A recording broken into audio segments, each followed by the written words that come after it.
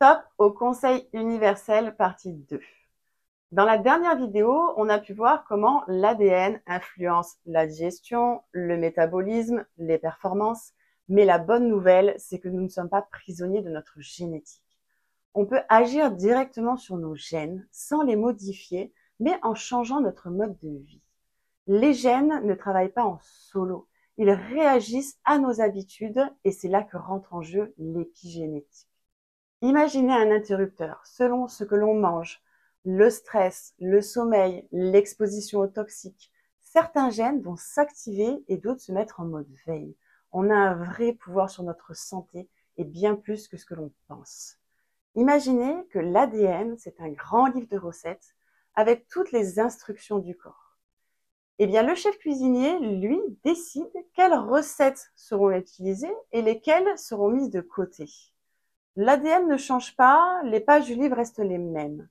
Mais votre corps peut activer ou désactiver certains gènes selon vos choix.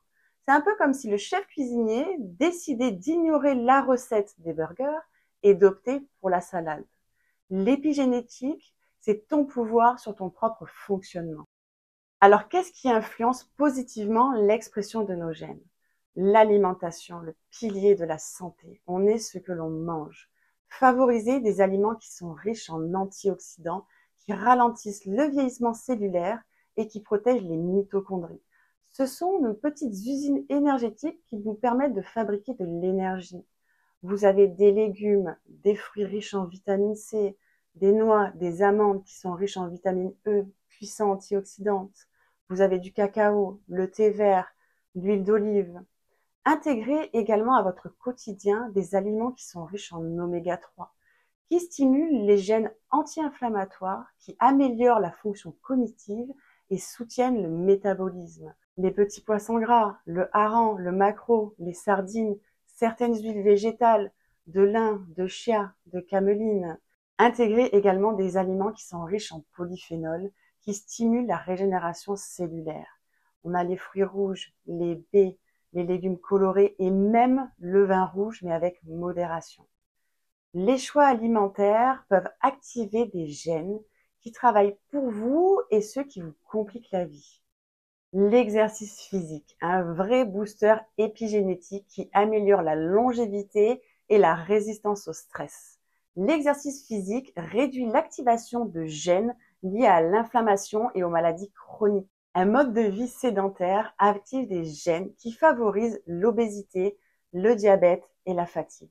Moins vous bougez, plus votre corps enregistre mode économie d'énergie et active des gènes qui vont vous ralentir au lieu de vous dynamiser. Donc chaque séance de sport, même courte, est une mise à jour positive de vos gènes. Le sommeil, recharge vitale du corps et de l'esprit. La mélatonine, qui est l'hormone du sommeil, est un puissant antioxydant qui protège l'ADN du stress oxydatif, du vieillissement et de l'inflammation. Adopter la cohérence cardiaque et intégrer des routines quotidiennes de sommeil. Pas d'écran 1 heure avant de dormir, de la lecture, la méditation. La nature, un régulateur naturel génétique qui réduit l'activation de gènes liés au stress et booste l'immunité. Faites des balades en nature, exposez-vous à la lumière naturelle et intégrez à votre quotidien plus de verdure. Les relations sociales activent les gènes du bien-être. Des interactions positives stimulent les gènes du bonheur tout en réduisant ceux du stress. Cultivez des interactions bienveillantes, rire le plus souvent possible et entourez-vous de personnes qui boostent votre énergie. En moralité, l'ADN ne change pas, mais on peut en changer son expression. Les choix que l'on fait, l'alimentation, l'exercice physique, le stress, les interactions sociales, peuvent agir directement sur les gènes et les activer ou les mettre sous silence. Et surtout, déculpabiliser. Si on n'arrive pas à tout faire, c'est OK. Si le corps réagit différemment des autres, c'est normal. Le plus important, c'est de ne pas être parfait, mais de faire ce que l'on peut, à son rythme et en comprenant comment fonctionne son corps. Voilà comment j'imagine la vie. 80% du temps, on a de bonnes habitudes. 20% du temps, lâcher prise. Parce qu'un corps en bonne santé, ce n'est pas juste un corps qui fonctionne bien, mais c'est un corps qui vit sans frustration. Dans les prochaines vidéos, j'aborderai différents thèmes en apportant des solutions pour vous permettre d'optimiser votre bien-être et votre santé.